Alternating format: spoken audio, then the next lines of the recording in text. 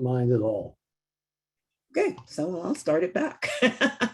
We normally record our meetings, so I normally have these set up for recording, but No, we that's appreciate it. fine with me. All right, wonderful. Thank you so much. You know, there's so many of these talks I've given in the last 5 years or so, Mhm. and somebody, and a lot of them get recorded. I don't stop people if they want to record it, fine. In fact, I'm hoping people will watch this recording and then they won't invite me to have to do this again. But anyhow, some guy on I don't know how they do this thing, but there's so many of these recordings out there. Well, And wonderful. without permission, somebody took a bunch of them and consolidated them into an 8-minute video to summarize my talks. And Really? it looks like I'm giving a single talk, except that it looks like I change clothes between every paragraph. And they didn't ask permission for it? No. Oh, Well, wow. if it's on the web, I can't stop them from doing it. That's interesting. Well, it still would have been nice to at least ask. So, Well, it was actually nice that he did it. A lot of people have seen it, and I just want to get this message out. I don't care who does it. okay. Hillary, Mike on the phone. I don't know who else might be. Hi, Mike. How are you doing? Right. Good. Yeah, I think I saw Richard about 5 or 6 years ago. Yeah, I remember, I think early in my time with the branch, there was a big offering. Somebody's asking for the connection information, so forgive me. I'm not meaning to be rude. So I'm sending that information to you. But I remember that you had given a talk, and there were no, because I remember there were a number of people that said, I'm not coming to the branch meeting on this evening or whatever, because we're going to see Mr. Rothstein. So I said, okay, I definitely understand that. Very much so. So we still have people coming in. It's wonderful. Looks like we're going to have a really good turnout tonight. So again, we're just really grateful to have you with us. So what we're going to do is, I'm a minister, so I always start with an invocation to anything I do. And then after that, I'm turning it over to Ms. Lewis, and she will introduce you. I have 6 o'clock, and I like to be punctual.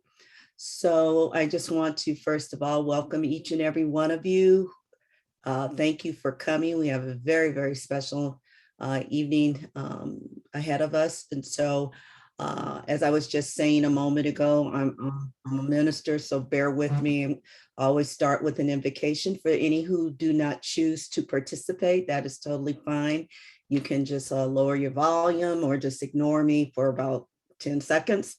And then after that, we're going to go right into the program for this evening, okay? So for those that choose to participate, please join me. Father, on this evening, we thank you for the opportunity to gather and to hear the message that we're going to hear this evening from this tremendous author. We thank you for the opportunity to do the work that we do in the community, and we ask for your continued guidance and strength as we continue with that work. We will continue until racism, sexism, homophobia, any other ism that's out there no longer exists. And we just thank you, because it is a privilege to do this work in this community. I ask that you bless everyone who has connected this evening and each family that is represented. All who participate pray according to their own faith traditions, and we respect that. I pray in the name of Jesus. Amen. All right, Ms. Lewis, I am going to ask you to please take over from here and introduce our esteemed speaker for the evening. Thank you, Reverend Owens, and welcome to our members, guests, and tonight's speaker, Richard Rothstein. Mr. Rothstein is an American academic and author affiliated with the Economic Policy Institute and is a senior at the Thurgood Marshall Institute of the NAACP Legal Defense Fund. His current research excuse me, his current research focuses on the history of segregation in the United States with regards to education and housing. This evening, Mr. Rothstein will discuss his 2017 book, The Color of Law, A Forgotten History of How Our Government Segregated America. His book argues that racial housing segregation is a result of government policy at all levels, and not as the Supreme Court decisions would have us believe that housing segregation is primarily a result of private racism and decisions. Please join me in welcoming Mr. Rothstein to our meeting tonight, and we're looking forward to hearing you speak. Well, thank you very much, Alexis. Thanks to all of you for engaging with me. You know, about a year and a half ago, I wrote an article about San Mateo in the New York Times. And I've since spoken in so many places in San Mateo. I was saying before, I can't believe that there's still people around there who haven't heard me speak. So if you have before, I apologize for repeating what you've already heard. If you fall asleep, I won't blame you.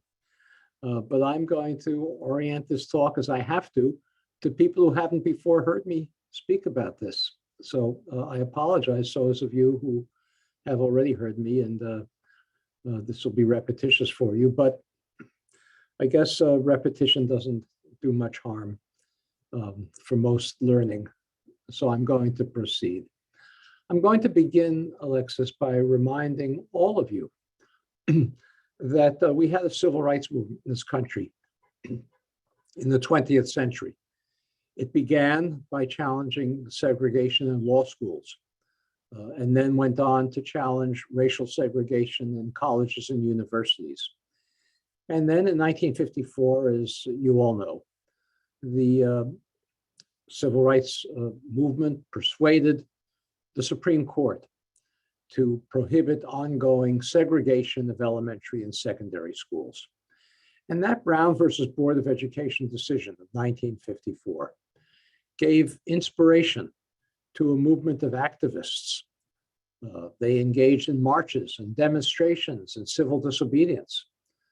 Some people lost their lives in that struggle.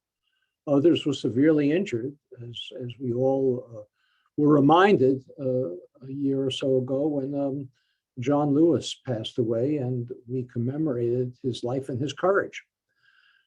Well, the civil rights movement, as I say, engaged in marches and demonstrations, civil disobedience, and by the end of the 1960s, it had pretty much persuaded much of the country, I'm not suggesting everyone, but much of the country, that racial segregation was wrong, that it was immoral, that it was harmful both to African Americans and to whites, that it was incompatible with our self-conception as a democratic society.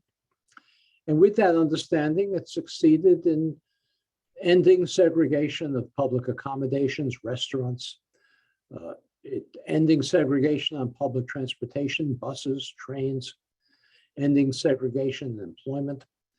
And then in 1968, in the wake of the assassination of the Reverend Dr. Martin Luther King Jr., the civil rights movement succeeded in getting a Fair Housing Act passed that prohibited future discrimination in the sale and rental of housing. And then at the end of the 1960s, the civil rights movement ended and left untouched the biggest segregation of all, which is that every metropolitan area in this country is residentially segregated. I've lived in many of them. Every one that I've lived in had clearly defined areas that were either all white or mostly white, clearly defined areas that were either all African-American or mostly African-American. How could it be? If we came to understand that racial segregation was wrong, immoral, harmful to both Blacks and whites, incompatible with a democratic society, how could we tolerate apartheid in our neighborhoods, in our metropolitan areas? Well, I thought about this a lot, and partly it's, I guess, because it's hard to undo residential segregation once we've created it. If we pass an ordinance prohibiting segregation in restaurants or buses, next day you can go to any restaurant you want or sit anywhere you want on a bus. But if we pass an ordinance prohibiting segregation in neighborhoods, the next day things wouldn't look much different. So what we've done, all of us, and I mean all of us, blacks, whites, liberals, conservatives, Northerners, Southerners, Democrats, Republicans. We've all adopted a national rationalization, an excuse we give ourselves for failing in our obligations as American citizens to end the segregation of neighborhoods. And the excuse goes something like this. We tell ourselves that the segregation of lunch counters or buses or schools and colleges, that was all done by government. If state and local governments were doing it, were requiring segregation, that was a 14th Amendment violation, a civil rights violation, something we have an obligation to redress. If the federal government was doing it, it was a violation of the Fifth Amendment, a civil rights violation, also something we have an obligation as American citizens to redress. But residential segregation, we tell ourselves that was something entirely different. That wasn't done by government. That wasn't done by law, by ordinance, by public policy. That just sort of happened naturally, happened by accident. It happened because bigoted white homeowners wouldn't sell or rent homes to African Americans. Or maybe it was private businesses, banks, realtors, developers that discriminated in how they carried out their purely private activities. Or maybe we tell ourselves, this has been, you hear this much more lately, oh, it's all because people like to live with each other of the same race. We feel more comfortable that way. Or maybe we tell ourselves it's all a question of economics. On average, African Americans have lower incomes than whites. It's not true of everyone, but on average, that's true. And so we say that African Americans just can't afford to move to white neighborhoods. All of these individual, bigoted, private sector, non-governmental actions, self-choice, economic trends is what we tell ourselves created segregation. We give a name to this. We say what we have is de facto segregation. Something just happened in fact and not in law. And we tell ourselves it's not a constitutional violation if government didn't do it. It's not a civil rights violation. So government shouldn't fix it. What happened by accident can only unhappen by accident. What happened naturally can only unhappen naturally. That's the excuse we give ourselves for not addressing this. Well, I spent much of my career before I started working on the book that I'm talking about this evening, The Color of Law, writing about education policy. I really didn't know much about housing. I was like the people I was just describing. I didn't think much about the housing segregation. I thought it was de facto, nothing that really concerned me. I was writing about education policy. I was the education columnist at the New York Times for a while. And during that period, I came to understand that the education policy we were following as a country made no sense. We had a theory. It was shared across the political spectrum, Republicans and Democrats, that we had an achievement gap between Black and white children. Black children achieved in school at lower levels on average than white children did. And we told ourselves the reason for this achievement gap was that teachers of Black children just didn't try very hard. They were lazy. They didn't work very hard. And if only we could force teachers to try harder, the achievement gap would disappear. And as I said, I thought this was a crazy theory. I couldn't imagine how anybody could think that the reason that Black children achieved at lower levels than white children was simply because of bad teachers. But this was enacted into law. You may recall in 2001, we passed the No Child Left Behind Act. It required that children be tested every year. It required that their test scores be reported by their race. And the theory of the law was if you could show that Black children achieved at lower levels than white children, teachers would be so shamed that they would work harder and the achievement gap would disappear. That's what the law predicted. Predicted the achievement gap would disappear in 7 years. We're now 20 years out, and Black children still achieve at about the same difference from white children as they did then. The only thing that the No Child Left Behind law accomplished was it gave schools incentives to abandon a well-rounded curriculum so they could spend more time drilling children in test-taking skills. Well, as I said, I thought this was a ludicrous law at the time. It didn't. It proved to be silly, if I can, that's too trivial a term to describe it, irresponsible, because I understood that the reason that there's an achievement gap is because so many Black children in this country come to school with social and economic disadvantages that impede their ability to learn. And so, for example, I wrote one column, I remember this, about asthma. As you may know, African-American children have asthma at much higher rates than middle-class children.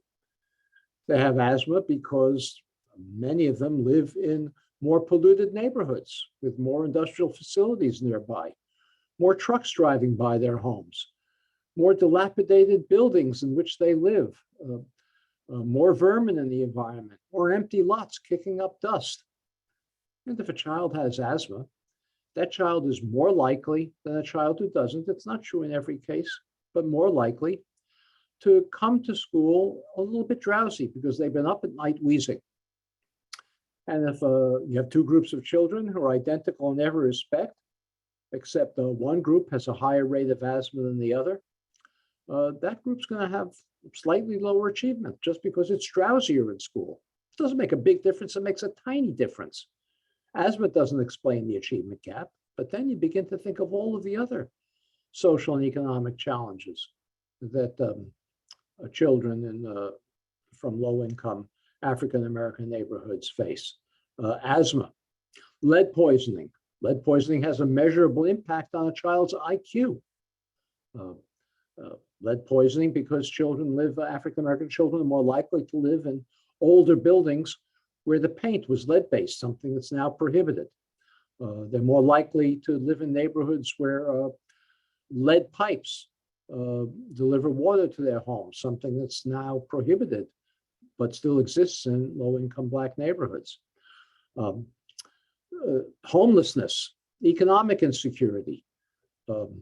When I published a book about all of this in 2004 called Class in Schools, and people made fun of it. They said it was the toothache book because I explained that because African-American children get dental care at a less adequate rate than white children, they're more likely to have toothaches in school that distract them. But you add up all of these, you may think small disadvantages, and they add up to the achievement gap, leaving very little to explain for lazy teachers. Well, I began to realize that it's one thing if a child has asthma or lead poisoning or homelessness or economic insecurity, or inadequate health or dental care. It's another thing if you have a school where every child has one or more of these challenges. How can such a school ever be expected to achieve, on average, at the same level as a school where children come healthy, well-rested, well-nourished from economically secure homes? You can't have that expectation, no matter how many laws you pass requiring it. Well, we call schools where we concentrate children with those disadvantages, we call them segregated schools. And schools today are more segregated than they have been at any time in the last 45 years, more segregated. And the reason they're more segregated is because the neighborhoods in which they're located are segregated. So I began to think as an education policy writer, I still wasn't thinking about housing. As an education policy writer, I began to think that residential segregation was a school problem that educators had to be concerned with. And then I had a life-changing experience. I read a Supreme Court decision in 2007 that was considered a school, two school districts, Louisville, Kentucky, and Seattle, Washington. Both of them, both of these school districts had a very, very token school desegregation plan. They tried to desegregate their schools by giving parents a choice of which school in the district their child would attend. But if that choice was going to intensify segregation, it wouldn't be honored in favor of the choice of a child who wouldn't do so. So if you had an all-white, a mostly white school, and both a Black or a white child applied for that last remaining place in the school, the Black child would be given some preference. A trivial program. You don't have to make this kind of choice very often. But the Supreme Court evaluated this program, as I say, two school districts, Seattle, Washington, Louisville, Kentucky. The opinion was written by Chief Justice John Roberts. He denounced this program, said you couldn't do such a thing. You couldn't try to desegregate your schools in this way. It was unconstitutional to do it, he said. And the reason he said it was, he said, the schools in Louisville and Seattle, it's true, they're segregated. But he said the reason they're segregated is because the neighborhoods in which they're located are segregated. And he said the neighborhoods are segregated de facto because of private bigotry and private businesses and people wanting to live with each other of the same race and economic differences. And he said, where you have de facto segregation, something the government was not responsible for, the government is prohibited under the Constitution doing anything to fix it. Well, I read this decision and I remembered reading about something that happened in Louisville, Kentucky, some years before.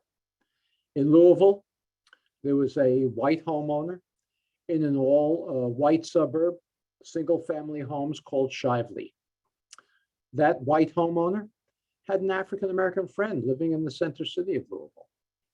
The African-American friend was a decorated Navy veteran. He had a wife and a child. He wanted to move to a single family home, but nobody would sell him one. So the white homeowner in this suburb of Shively bought a second home in his community and resold it to his African-American friend. And when the African-American family moved in, an angry mob of white neighbors surrounded the home, protected by the police. They threw rocks through the windows. The police made no effort to stop this. They dynamited and firebombed the home. The police made no effort to stop that either.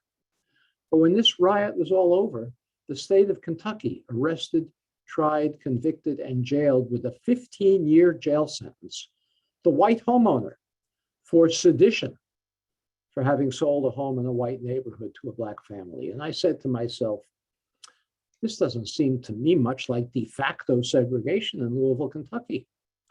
There must be something about the history of Louisville, Kentucky that Chief Justice John Roberts doesn't want to know. It was a constitutional violation. The police, the courts, the prosecutors are all agents of the state. This was a massive 14th Amendment violation, something that we, all of us, have an obligation to remedy, and it's an obligation we've never accepted. And then I looked into it further, and I found that I'm not exaggerating here. There were hundreds and hundreds of cases like this, of police protected, sometimes police organized and led mob violence designed to drive African Americans out of homes that they had legitimately purchased and rented, or rented in white neighborhoods. Every one of them was a constitutional violation. Every one loads another obligation on our behalf to remedy it, and we've never accepted that obligation. Well, I began to look into this further, and I found that not only was a 14th Amendment violation, state-sponsored violence, responsible for segregating this country, but there were many, many policies of the federal, state, and local governments designed to ensure that Blacks and whites could not live near one another anywhere in any metropolitan area. They were very powerful. Every one was a constitutional violation. And they are responsible. They were so powerful that they're responsible for the segregation and the racial inequality that we still know in this country today, because residential segregation underlies the entire system of inequality that we have today. Let me describe a couple of the policies that the federal government followed to create this segregation. I can't go into many of them, but I'll describe one, perhaps two. The biggest one, perhaps, is a policy of the Federal Housing Administration and Veterans Administration, employed in the post-World War II period and designed to move the entire white working class population out of urban areas into single-family homes in all white suburbs, many of them in the South Bay and throughout the entire country. This was a federally explicit policy. At the time, we're not a suburban country. The suburbs were created after this period, after the World War II period. We were an urban country because we were a manufacturing economy. none of the internet stuff that's down where you live. We were making things. And factories needed to be located near deep water ports or railroad terminals so they could get their parts and ship their final products. And so if you had a factory district where both black and white workers were employed, they had to live close enough to either walk to work or take short streetcar rides. So we were an urban country. In many cases, these downtown urban neighborhoods were integrated.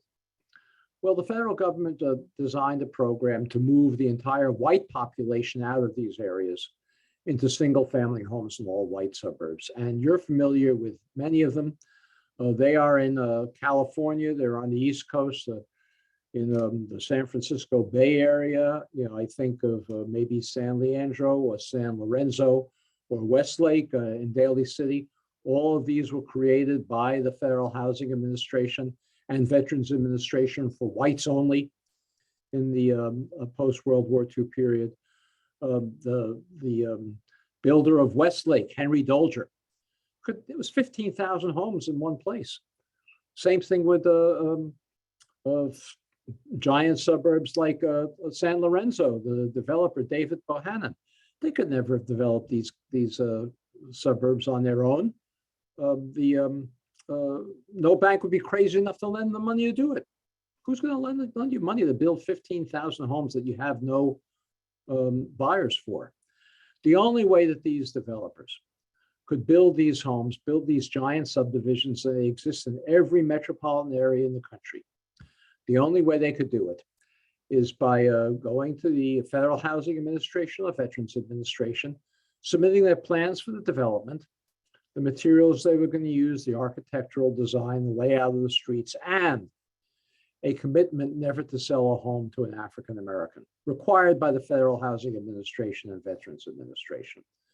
The FHA and VEA even required these developers to place a clause in the deed of every home prohibiting resale to African Americans or rental to African Americans. This was a racially explicit requirement of the federal government. It wasn't the action of rogue bureaucrats.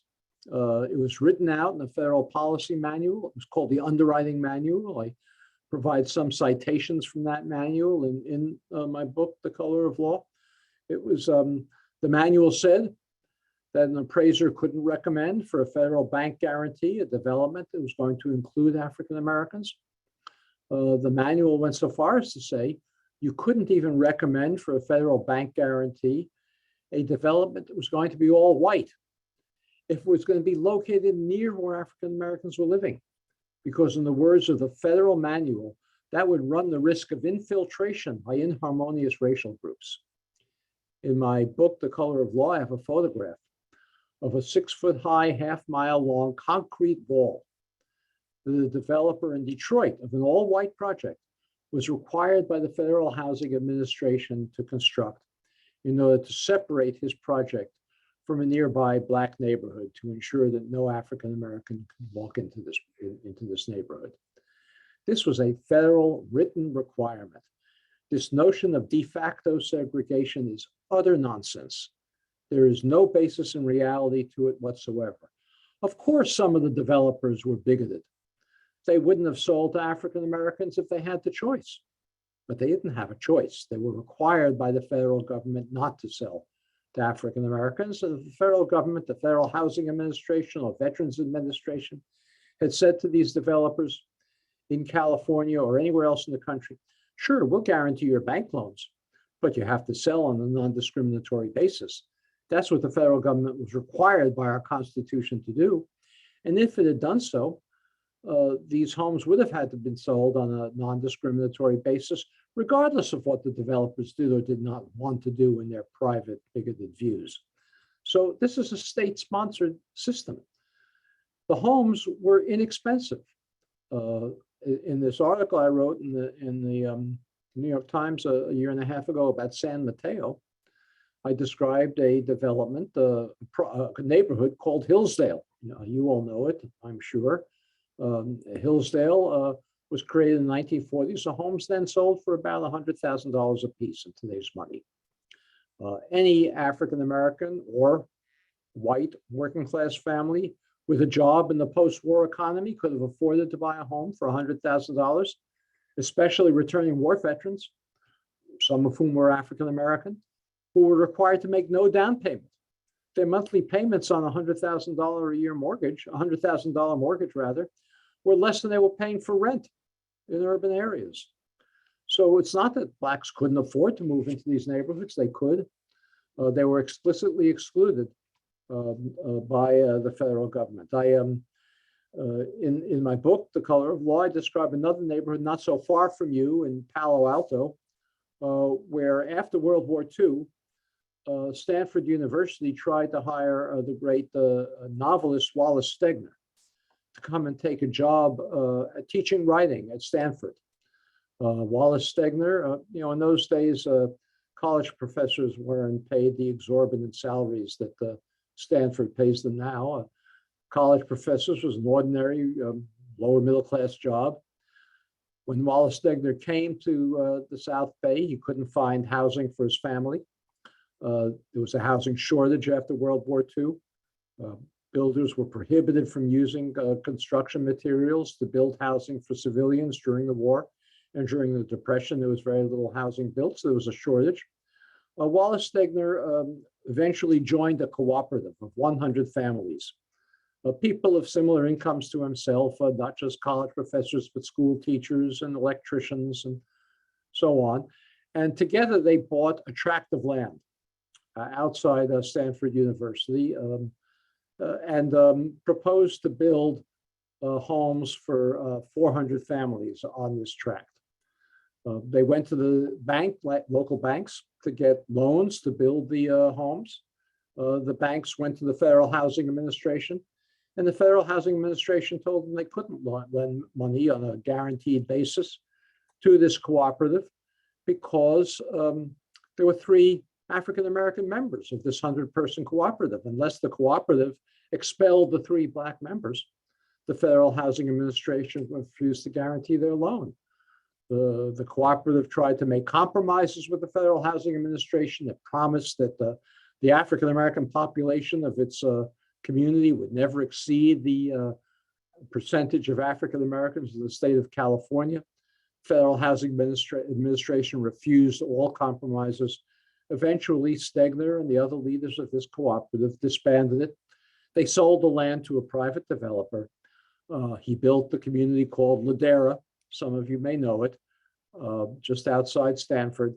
The private developer put racial exclusion clauses in every deed, sold the homes to whites only, and this is the story of the South Bay.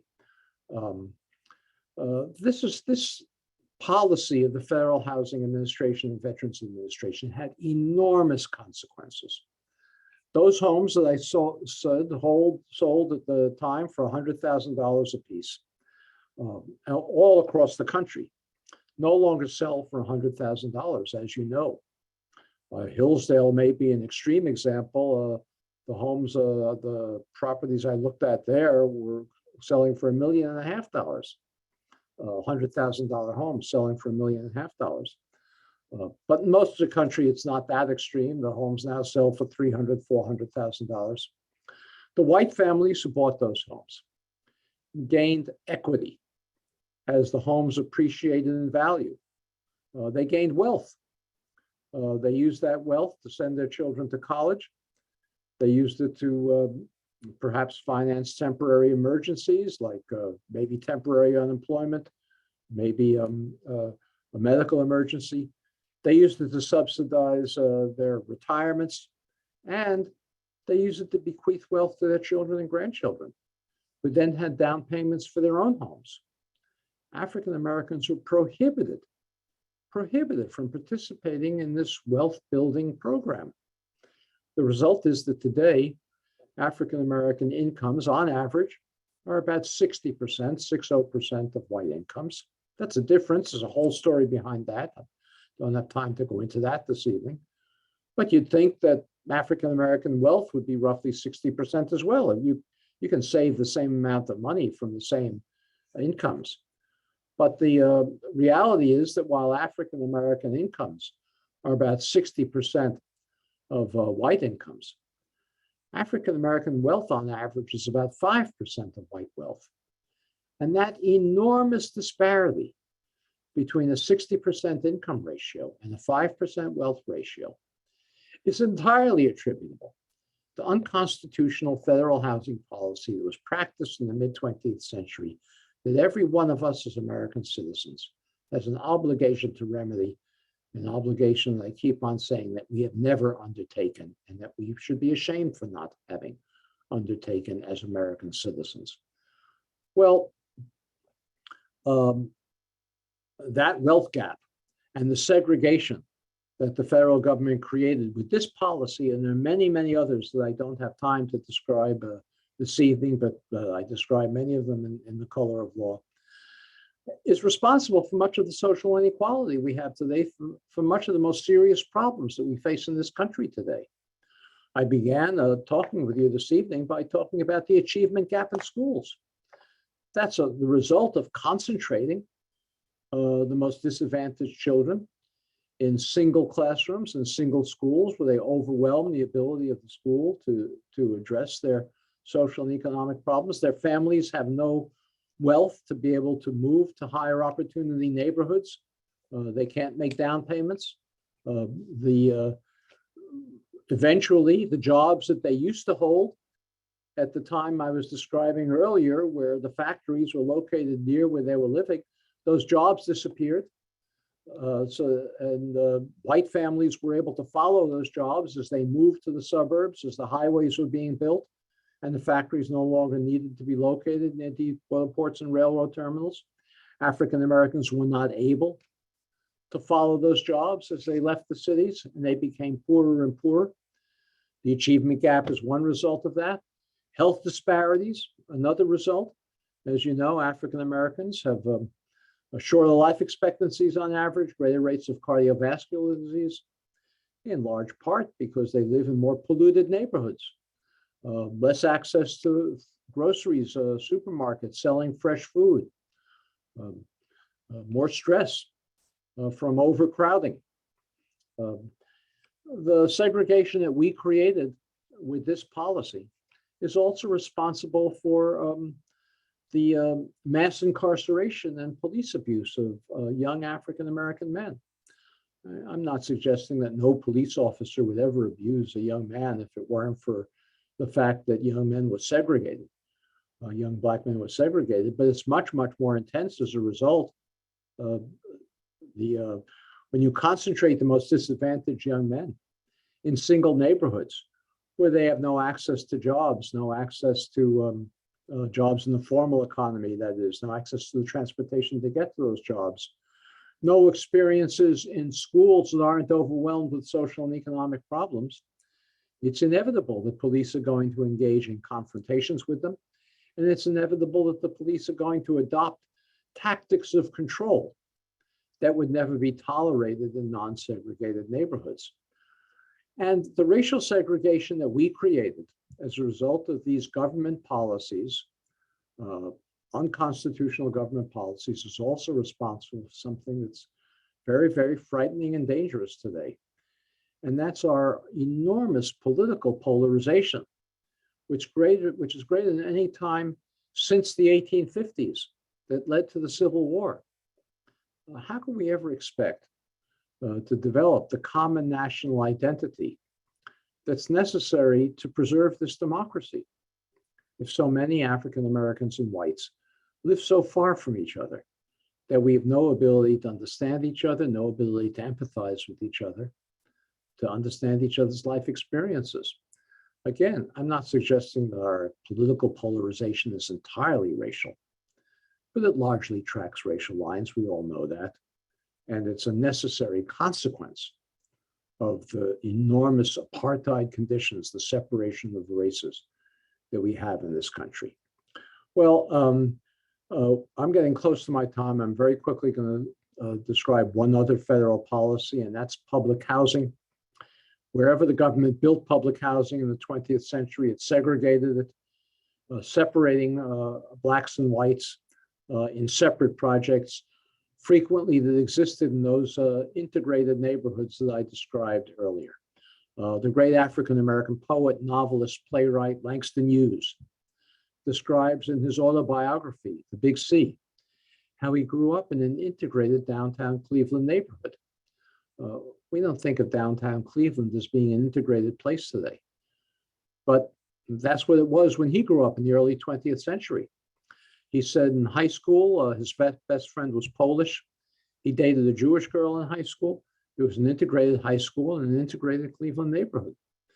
Public Works Administration, the very first New Deal agency to build public housing in this country during the Depression, during the Roosevelt administration, went into that neighborhood in Cleveland and created two separate projects, one for whites, one for African Americans, creating segregation in that community where it hadn't previously existed, and with other projects in Cleveland created similar segregation.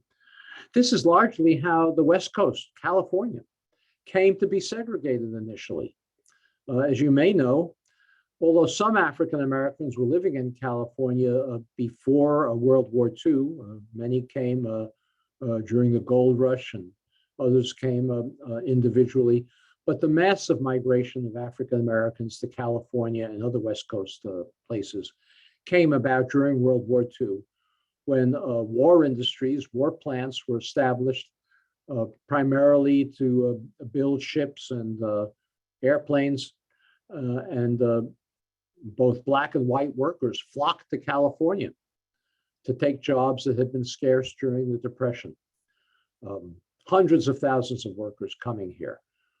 The communities where they were building the ships and the airplanes could not absorb them. There was no housing for them. If the government wanted the ships and the tanks and the jeeps and the airplanes to be produced, it had to provide housing for these workers. And it did, always on a segregated basis.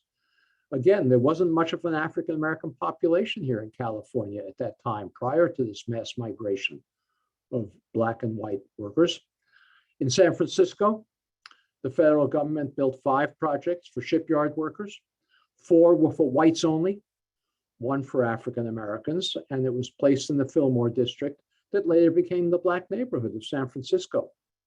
In the East Bay, there were giant shipyards in Richmond. The federal government built housing for those workers. South of Richmond in Albany and Berkeley, the housing for white workers was placed along San Pablo Avenue, near residential areas and shopping areas. The housing for Black workers, entirely separate, placed along the railroad tracks in the industrial area near the bay, creating segregation where it hadn't previously existed in the East Bay of San Francisco. The policies to redress segregation are well known, no mystery about them. Policy experts know what to do. We don't do it only because we don't have a new activist civil rights movement that's engaging in the kind of marches and demonstrations and civil disobedience, if necessary, that the civil rights movement in the 1960s engaged in to achieve its victories then. I am working with a group of national civil rights leaders that is creating something they call a new movement to redress racial segregation. Its goal is to place organizers in communities all over this country, white and Black, to create the kinds of civil rights activism that's necessary to change the climate in which racial segregation persists. It plans to launch in early 2022. And I don't know, Reverend Owens, if you if you send out an email to attendees afterwards, but if so, I can give you the link where people can sign up to get more information about it. I can also give you a link to that article I described that maybe some of you haven't seen about the segregation of Hillsdale as an illustration of what we can do. In that article, I described the bank, the realtor, the developer that created the segregation of Hillsdale. And I just picked that one community. I could have picked any of 1,000 communities in this country. That bank, that realtor, that developer, or their successors all continue to exist today.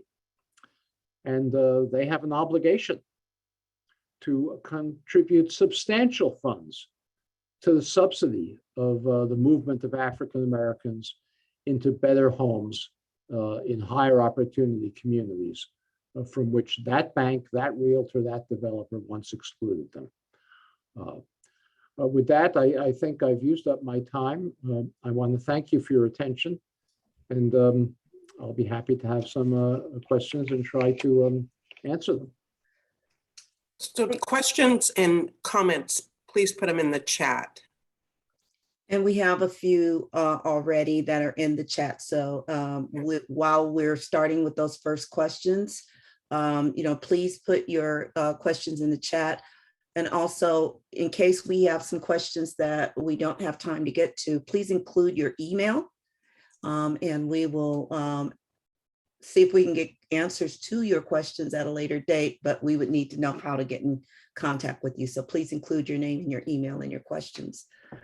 So, Ms. Lewis, did you want to take the questions, or would you like to? Dan was going to take the questions for us. Okay, all righty. I can read them. The first question is from Diane G. Now that you have written your book, which is so fact-filled and clearly persuasive, what type of lawsuit can be brought that makes the Supreme Court reckon with the error made in the prior case in which Justice Roberts asserted segregation was de facto? Could this not be the basis for reparations? Okay, I don't know the person who asked this question, but my guess is that that person is at least middle-aged and lived through the period from 1954 to 1969, that 15-year period, which was the only period in the entire history of this country when the Supreme Court was defender of civil rights and civil liberties. In the entire rest of the history of this country, the civil rights, the Supreme Court suppressed civil rights and civil liberties, and in particular, took the lead in suppressing the rights of African Americans. You know, the 13th, 14th, and 15th Amendments that were adopted after the Civil War. The 13th Amendment that prohibited, in effect, I'm summarizing very briefly now, that prohibited any form of second-class citizenship for African Americans. The 14th Amendment that ensured guaranteed full citizenship rights of all kinds to African Americans who were formerly enslaved. The 15th Amendment that guaranteed voting rights to African Americans. Those three amendments created a document, the Constitution of the United States, that was the most egalitarian document anywhere in the world that's ever been produced. The Supreme Court annihilated them, prohibited their enforcement, beginning very soon after their adoption, and has continued to do that for the entire history of the United States, except for one 15-year period. And many of people who've grown up or were alive during that 15-year period have adopted the romantic view that that Supreme Court is going to come back and rescue us and solve the problems I've described. We cannot rely on the Supreme Court to do this. As you know, the Supreme Court has prohibited any policies to remedy any form of segregation. And it's not because they don't know the history I described. That's not the reason. In the decision I described earlier, Chief Justice John Roberts said that the way to end discrimination on the count of race is to pretend that race doesn't exist and treat all blacks and whites without discrimination. No remedies for past discrimination. That was his view. So, and I don't think it's based on not knowing the history. So I don't think we can count on the Supreme Court. The Supreme Court follows public opinion. It doesn't lead it. And unless we can change public opinion with, as I say, a new civil rights movement, I don't expect the Supreme Court to reverse the segregation that our government has created. Maybe you think I'm overly pessimistic, but that's my view. But I'm optimistic that a new civil rights movement can force the Supreme Court to do what it otherwise doesn't want to do. Yeah, and let me just say, I don't want to take too long on each question, but we had 20 million people participate in Black Lives Matter demonstrations a year and a half ago. We're having a more accurate and passionate discussion about race than we ever have had before in American history. And in that article I wrote about San Mateo, I described the demonstration that you had that was largely white. Who heard of that? A demonstration mostly of whites for civil rights, unheard of. So we have the opportunity now, the basis in this racial awakening for a new movement. And if it emerges, hasn't yet, understanding racial history is not enough. It takes action. But if it emerges, then and only then will the Supreme Court start to change its view, in my opinion. Thank you. The next question is from Philip S. Could you discuss subsidized private charter schools as a supposed solution to segregated, underachieving schools? Well, as I described before, the schools are not underachieving. It's the children who are underachieving because of the social and economic disadvantages that they face. Many of the so-called underachieving schools are actually, not all of them, but many of them are better schools than the suburban schools that white students attend. Those suburban schools do nothing for their children except pass them through because they've been exposed to so many advantages outside the school that they don't need the school to teach them anything. I've been in many of these so-called low-achieving schools. Many of them are wonderful schools, but they spend most of their time dealing with the social and economic problems of their children. So it's not the schools that are underachieving. I've written a book about charter schools. It's called The Charter School Dust Up, if you want to look at it. And what it shows, and it was written a long time ago. It was written, I think in 2005. But at least at the time, the achievement on average of charter schools and regular public schools was identical. There was no charter schools on average didn't perform any better than regular public schools. Of course, there's some charter schools that achieve at high levels, but there are other charter schools that achieve at very low levels.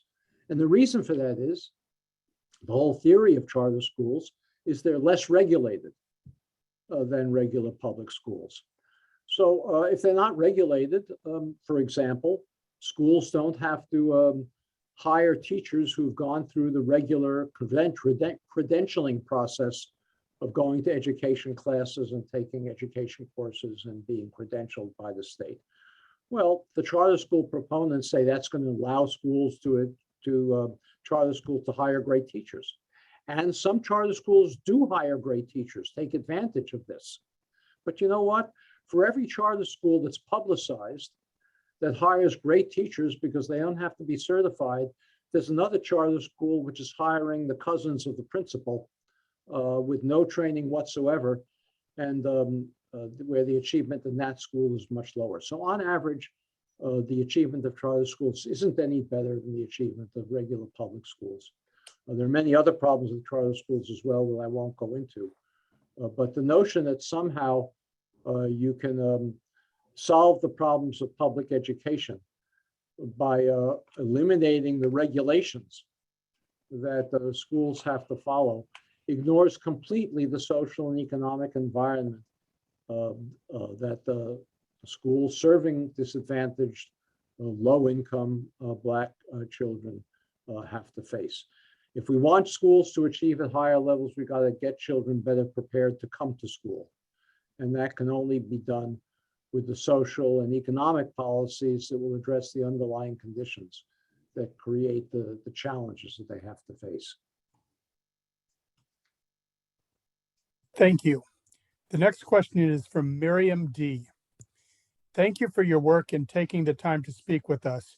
Your book was revelatory for me, even with my background as a lawyer and woman of color. I would like to know if you believe that discriminatory intent was a large part of the reason that Prop 13 was written and why it passed. I studied it for my senior thesis, and a lot of the legislative history I've read has convinced me that racism, segregation, and the desire to maintain white supremacy in our state was a large part of it, and in turn was the cause of the wealth gap in our state with respect to race. Well, yes, I do agree with that in large part. Prop 13 was purported to be a proposition that protected senior citizens from having to, who are on fixed incomes, from having to pay increasing property taxes because of the rising value of the property on which their homes were located. But in reality, the proponents of Prop 13 were trying to starve the public sector. And they were trying to starve the public sector and deny schools the funds they needed to operate because of this polarization that I described before, that the proponents of that law saw that the public sector expenditures were benefiting African-American children. And they wanted to starve the public sector, and they saw Prop 13 as one way of doing it. So I think if you look at the history of Prop 13, you'll see that the motivation of the proponents of that proposition was not primarily to protect senior citizens from rising property taxes, but it was a way of starving the public sector, of denying funds to schools and other public institutions that served disproportionately, not only, but disproportionately low-income children. Thank you. The next question is from Katabazi Coleman. Can these problems be adequately addressed without addressing systemic racism and white supremacy? Perhaps start with an accurate telling of American history. Include the contributions of African Americans in the time and sequence that they occurred. Well, I think that's what my talk with you this evening has been about. I think we need to understand this history.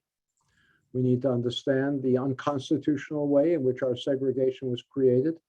And without that understanding, there's no possibility of mobilizing support to fix these problems. Thank you. The next question is from Noelia Corzo. What type of housing policies at both city and county levels do you believe would best prioritize housing justice for people of color?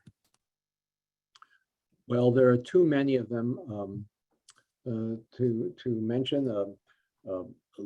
Let me mention, I'll just mention one, but I'm not saying this is the most, it's just the first one that comes to mind when you ask me this question, and I can mention many others. Mortgage discrimination of banks everywhere and your local communities as well. One of the reasons that African Americans can't qualify for mortgages in the same way that whites can is because the way in which we evaluate creditworthiness is racially discriminatory in effect. Once you have two groups of people that are equal, two groups of people that are unequal in their social and economic circumstances, any policy you implement is going to have different effects on those two groups, even if it's not explicitly racially discriminatory. So why is mortgage lending racially discriminatory in effect? Well, one reason is that the way in which it evaluates, the way in which lenders evaluate whether you're a good risk for repaying a mortgage is by looking at something called your credit score. Well, how do you build up your credit score to be eligible for a mortgage? Well, one way is if you've previously owned a home and you've paid your mortgage on time, you get points for your credit score. But African Americans are not homeowners at the same rate as whites. Only about 40% of African Americans own their own homes. About 70% of whites own their own homes. So a white applicant for a mortgage for a new home is more likely to be a previous homeowner than a Black applicant for a new home. The Black applicant may have good credit because the Black applicant has paid his or her rent on time, but rental payments on time aren't counted towards your credit score. Only former mortgage payments are counted towards your credit score. The result is that you may have two families, a white family who's had a previous mortgage, a black family who's paid rent. Both of them are just as responsible in paying what they owe, but the white family will be considered eligible for a mortgage and the black family will not. This is just one of many policies that a civil rights movement in your local community can address. A civil rights movement could force local banks to consider rental payments when they consider a family's eligibility for a mortgage. But without doing that, we're going to continue to have this discriminatory system, not discriminatory in intent.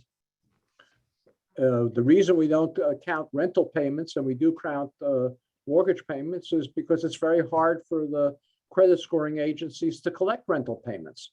The rental payments may be made to the person who lives downstairs. A mortgage payment is paid to a big institution, which can send a computer file to the credit scoring agency that collects all the mortgage eligibility information. So the policy is just racially discriminatory in effect. It's going to take work to overcome that racial discrimination. That can only be done with a civil rights movement that takes action against local banks that won't consider rental payments in their evaluation of mortgage eligibility. That's just one of I could go through dozens and dozens of policies like that. Thank you. The next question is from Elsa Schaefer.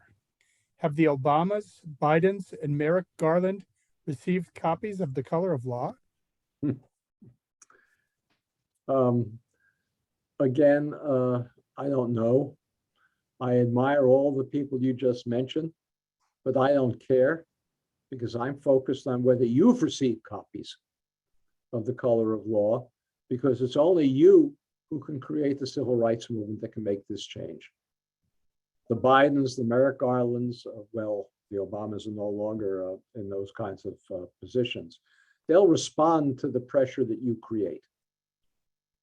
If they want to do the right thing without that pressure, they won't be able to do it. So I'm more concerned about you than I am about them, much as I admire them as public officials. Thank you. There's a partial comment here, and I'm going to read a section of it. What you've discussed this evening reminds me, from Miriam Dadar.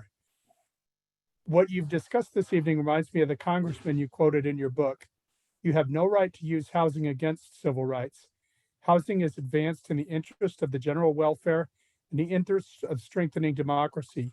When you separate civil rights from housing, you weaken the general welfare. Was that a question? I believe it was a comment, but feel free to comment on I it. agree. I agree. I'd like to, if there's another question, let me take it. I think that was a good comment. Anyone with questions, please place them in the queue. Well, I think we have how much more time? I mean, we're at 7 o'clock and I don't know how much more time we have allotted. So we may have maybe one more question, something along those lines, Mr. Rothstein. I know that you had an early morning start with your East Coast colleagues. So were there any more questions? We have one final question from Nancy Goodman. Many homes on the peninsula had restrictive covenants in the deed saying the house could not be sold to Blacks, Chinese, Jews, etc. This is illegal, but I was told that to remove these statements, one would need to go into each individual need and change it. That does not seem practical. Well, you're correct. The state of California is trying to make it easier. You can't remove it. You can't change your deed. You can't remove a clause from your deed that prohibits resale to African Americans or Chinese or Jews in some cases. Anymore, you can change your deed by saying, I want to change my property line. The deed is the deed. But California is trying to make it easier to cross out that language and attach a statement saying you repudiate it. That's fine. I think it's a good thing for people to do that. But doing that doesn't create a housing opportunity for a single African American. What's needed is much more aggressive policies than changing the deed, because the deeds are no longer enforceable anyway. What's needed to permit African Americans to access homes that were segregated by deeds like that are subsidies and policies such as I just described, the discriminatory credit system and many, many others like that. That's the kind of action that we should be focused on. And while I applaud the people who are concerned about those deeds, I'm a little bit concerned that so much attention is being paid to them and not to the actions that actually will fix something. I'd like us to move beyond that into redressing the segregation that those deeds required. Okay. Well, those were some very thoughtful questions, and I really, really appreciate your asking them. And I can't thank you enough, Mr. Rothstein, for joining with us and for writing this book. I thought I knew a lot, and I'm at chapter 6 right now, and I have learned things that I never knew. I would strongly encourage those of you who do not have a copy of the book to please get it and to read it. I put in the chat, but I will say to you all that if you'd like a free copy, the San Mateo NAACP did buy copies of The Color of Law. And if you would like to receive a free copy of the book, please send an email to communications with an S, communications@naacpsanmateo.org. And we will get a copy of the book to you. Make sure you tell us who you are, include your name, and we'll contact you and we will get a copy of the book to you. I strongly, strongly urge you to read The Color of Law. There is so much information in there that I would be willing to, if I were a betting person, bet that you had no idea, because I know I didn't. And so please educate yourself to start the type of movement that Mr. Rothstein is talking about. We need to be educated and we need to be informed. And the information in this book will go a long way to getting you there and forming the basis of the type of movement that really would be needed to change fundamentally, not just on the surface, but fundamentally change the situation that exists today. So I want to thank our first Vice President, Alexis Lewis, for working with Mr. Rothstein and bring him to have him come and speak with us this evening. Again, it's been absolutely wonderful having him here. And whether or not, I could tell you right now that even after hearing your talk, I could hear it again. So we may have another occasion to ask you to come back. So are there any final words that you would like to leave us with, Mr. Rothstein? No, I'm now working on a new book, a sequel to The Color of Law, that will describe some of the kinds of actions that local civil rights groups could undertake. So I'll come back when that's finished. Splendid. We're going to hold you to that. We will be tracking you down for that. Yeah. Thank you so much. And again, for Thank anyone you. who wants a copy of the book, please send an email to us. So Ms. Lewis, any final words that you would like to leave? I just want to thank Mr. Rothstein for attending. He and I were on a housing panel about a year ago, and I think I emailed him every week after that, asking him to be a guest speaker at our branch. So I'm so glad it's happened, and thank you for being here, and thank you for sharing such important information with us. Some of the other comments on the chat was a couple of people are inspired to get involved in their community and creating some more pressure with civil rights. So It's a great speech. It's a great presentation. And thank you again for taking the time to be here with us.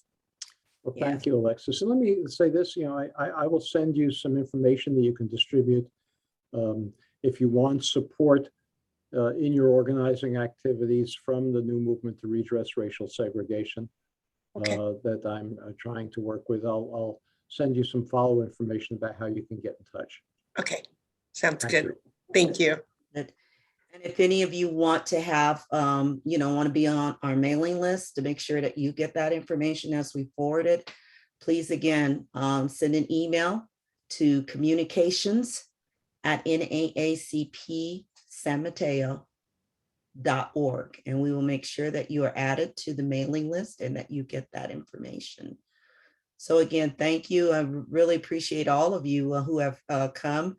Put some more information in the chat just in case any of you want to continue to participate with us. This is definitely a topic and a subject that we are going to be pursuing as a branch. So if any of you who are not members and you would like to join, please do so. I've put in the chat the link that you can go to join with us. Also, you can go to our website, which is naacpsanmateo.org, to get more information about our branch. And if you would like to join or you'd like to renew your membership, please do so. Or if you just want to give a contribution, no one in the branch gets paid. It's all used to do the community work that we participate in. So again, just go to the links that are in the chat, and or go to the website and you can get more information and join with us. We definitely want to ensure that anyone who wants to participate in the activities that we are already engaged in and we will be engaging in, that you have that opportunity. We're not going to really have much of a meeting tonight. I just do want to, at this point in time, want to remind everyone that we will be having a meeting, our last meeting, general membership meeting of the year, on December 13th at 6:30. So again, if you want information about that and you're not already on our mailing list, please send an email to communications@naacpsanmateo.org. So we are not having a holiday party or Christmas party this year. We're still, even though things are loosening up, we are still in a pandemic. So out of respect for everyone's health, we are not going to do that this year. I want to thank Mr. Booker for offering a venue for us, and hopefully we will be able to take advantage of that with you next year. But thank you so much for offering a venue. So we will have another Zoom meeting on December 13th. It will be a very short business meeting. We'll probably do something a little social via Zoom, but we definitely want to make sure that everyone has an opportunity to participate. Also, we will be sending to everyone, it's on the agenda. And if you've been receiving our agendas, you already have this information. But again, we will send it to anyone who wants more information. Our meeting, excuse me, I made a mistake. Our meeting this year is on the 14th, and I'm looking at the 2022 schedule. So the 14th, December 14th, please put that on your calendar. 6:30 is when we will be having our last meeting of 2021. And then we will be sending to you all and posting on our website the schedule for 2022. As it stands right now, probably through the first half of the year, we will be meeting via Zoom.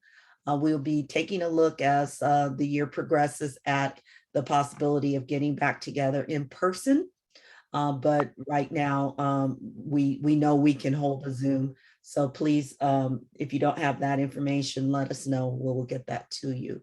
Also would invite you all to, if you haven't, if you subscribe to the San Mateo Daily Journal, to go back to last Monday, and that was what day was that? November 1st, I believe, to take a look at the op-ed piece that we wrote in regards to what we believed at the time was Marjorie Taylor Greene coming to San Mateo County at the invitation at the time of the San Francisco Republican Party. She was not going to be able to speak in San Francisco because she was not going to cooperate with the COVID protocols there, but she was going to be hosted in San Mateo County. So we wrote a op-ed piece basically saying we don't want that kind of hatred here in San Mateo County. And it was very, if you didn't see it, let us know. And again, we'll post that, but it was very interesting because not only, I know for a fact that most people in San Mateo County shared that sentiment, but there are some that didn't. And I actually received not only some snide, comments in the San Mateo Daily Journal. And if you don't subscribe to it, you wouldn't have seen them. They're not going to be in the printed edition. They're in the electronic edition. But not only did I receive that we receive, some comments there, but I actually received hate mail. In one case, one of them was threatening. And so, it's one of those things, I'm not worried about it, but it's just sad that we still in San Mateo County, one of the most liberal locations, liberal counties in not only the state of California, but in the nation. But even in a county like ours, a piece that basically says we don't want the hate speech and the lies of someone like Marjorie Taylor Greene to be spewed here in San Mateo County elicited the response where someone felt that they needed to threaten me. But what that tells me is that we're doing something right. And we're going to continue to do what we're going to do. We're going to move forward. And we're going to get even more active, more vocal.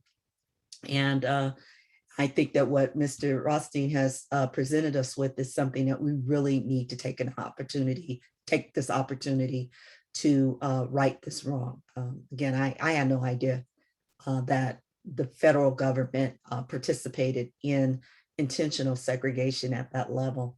And for us to just read it and say that's a shame, shake our head and move on is not acceptable. We need to do something more. So with that, again, I thank you all for coming this evening, and I invite anyone who is not a member or has not joined with us yet, join with us. We're going to be doing some things next year for sure, as we are moving out of, this pandemic, and we're being presented with information that even in 2021, we did not have before. So please consider join with us, and we're going to make some things happen in 2022. So with that, I would like to, again, thank our first Vice President, Ms. Lewis. I would like to thank her for her diligence in putting tonight's program together. I'd like to thank each member of our executive committee and our committee chairs who are here tonight for their work. And again, I invite you all to join us again at 6:30. We started early tonight, 30 minutes earlier because of by request of Mr. Rothstein, but we normally meet at 6:30. So invite you to put it on your calendar, December 14th, 6:30 p.m. as we close out this year and we get ready for next year. So any members of the executive committee or committee chairs, do you have anything that you want to share before we adjourn for this evening? I just wanted to thank Reverend Lori and obviously Miss Alexis and Mr. Rothstein for everything. I mean, this has been for me one of the most enlightening books. I've always wanted to, really get into the meat of the housing debate. That's why I did my senior thesis on Prop 13 and to see, college before I went to law school, because I wanted to see just exactly what because, we think of housing, and I reading this book reminded me of an environmental law classes I've taken where the green spaces, the activities, if you read the book, you see that like all of the even the white public housing was, they were given, access to parks and, activities and things to keep their children occupied and all of the things that were deprived to African American, people from, well, until today, so it was just, and I knew a lot about the redlining and FDR and all of that, but just it really, like when you see it in the black and white, when you see these, very specific instances, it's like it just adds up, and it's like there's no way to say otherwise. I believe there's one point where Mr. Rothstein even says, like, I wouldn't go so far as to say that these communities would have been, I'm paraphrasing, that they would have integrated, these metropolises had the government's not stepped in and, mucked it all up. But I think that in some cases, you never know. I mean, really, people, it's amazing what people do. And, when we're brought together, diversity has, even when it has its road bumps, at the end of the day, we benefit the most. That's the reason why California is as great as it is. The Bay Area is as great as, but with that being said, read this book. Whoever hasn't, please read it. It's mind blowing, and it only makes me more passionate to fight the good fight. So thank you so much for everything, guys, especially Alexis. Thank you. Thank you. Thank you, Mr. Dar. And also I wanted to take a moment to mention that Island United is conducting a book study on this book every Tuesday at 1:30. That's my one day that I don't go into the office to work. So I take my lunch at that time, and I have joined in the book study, and it is absolutely wonderful. And just having the discussion. And so I would like to, we will get that information to you. If somebody has it available right now, put it in the chat. If not, send us an email, communications@naacpsanmateo.org. And if you have an hour between 1:30 and 2:30 on Tuesdays, I strongly advise you to come and join with Reverend Michael and the folks from Island United. Reverend Michael, did you want to say something? And then I think Miss Simpson wanted to say something afterward. No, okay. So Reverend Michael, did you want to say anything about your book study on the color of law? I just posted in the chat room, the details on the Zoom room that we have. Okay, splendid. Okay, and yes, we would love to have all of you come by and be a part of the conversation. And having Reverend Laurie be a part of the conversation has just been so much more deep than we could have imagined, just having read a book, to actually have someone who can put the meat to the bones, as it were. And thank you so much. Well, thank you for inviting me, having me. It's very powerful book study. And again, if you're available between 1:30 and 2:30 on Tuesdays, please come and join. It's definitely worth your hour. There was somebody who had a hand up. I thought I saw somebody with a hand up. Okay. All right. Well, if we have nothing else, then we're going to go ahead and call it an evening. Again, thank you all. And let's take the information we got tonight and let's do something with it. All right. So join us on December 14th and have a blessed Thanksgiving to each and every one of you. God bless you and keep you, and I hope to see you next month. Good night. God bless. Good night. Thank you so much, everyone. Thank you. Good night, everyone. Good night. Right. I'm just waiting. Bye.